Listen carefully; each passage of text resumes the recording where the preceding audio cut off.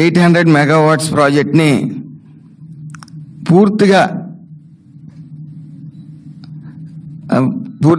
ఏదైతే ఒక projects complete అవ్వకుండా స్టార్ట్ చేసేయటం ఏదో గొప్ప కోసం గత ప్రభుత్వం 2014-19లో తెలుగుదేశం ప్రభుత్వంలో 60% ప్రాజెక్ట్ పనులు పూర్తవటం, దాన్ని 4.5 సంవత్సరాలు పైబడి నిర్లక్ష్యం చేయడం వైసీపీ ప్రభుత్వం.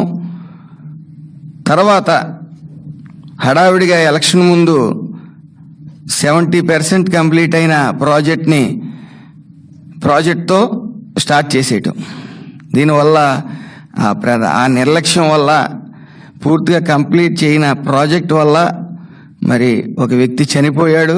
అందులో ముఖ్యంగా ఈ ఫ్లై యాష్ అనేది అక్కడికి రావటం, ఆ ఫ్లై యాష్ని సిమెంట్ ఫ్యాక్టరీలకి తరలించడం కోసం, బూడిద తినటం కోసం, ఒక రకంగా బూడిద తినటం కోసం పెద్దిరెడ్డి అండ్ టీం అక్కడికి వెళ్ళి ఇష్టం వచ్చినట్టు దందా చేయటం. అదేవిధంగా పూర్తిగా చుట్టుపక్కల గ్రామాలన్నీ కూడా బూడిదమయం అవటం, ఈ యొక్క ఫ్యాక్టరీ పూర్తి కాకుండా చేయటం వల్ల అనేక అనారోగ్యాలకు గురవుతూ ఉన్నారు. ఇవేమీ పట్టకుండా పూర్తిగా ఈ యొక్క శాఖని పూర్తిగా ఈ యొక్క నిధులను కూడా డైవర్ట్ చేయటం. సుమారు 3,000 కోట్లు భవన నిర్మాణ కార్మికులకి చెందిన అమౌంట్ని, నిధుల్ని డైవర్ట్ చేయడం జరిగింది. అలాగే ఈఎస్ఐ హాస్పిటల్స్ని పూర్తిగా నిర్లక్ష్యం చేయటం.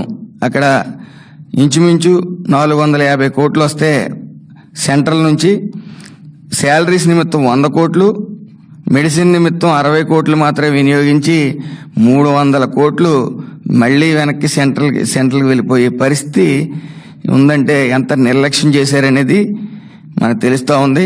ఏదేమన్నప్పటికీ